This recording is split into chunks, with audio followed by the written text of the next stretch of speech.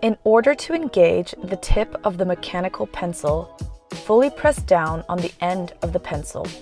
This will both retract and engage the tip. To dispense lead, lightly press on the end of the pencil, continually pressing halfway down to dispense the desired amount of lead. To replace the eraser on the end of the pencil, twist the knob clockwise. Simply pull out the old eraser and replace with a new one.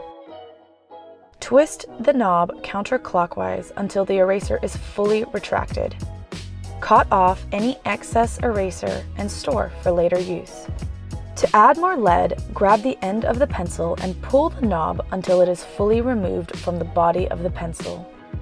If you look into the barrel, you'll see a small opening in the body where you can put in more lead. It should easily slide into the chamber without any force.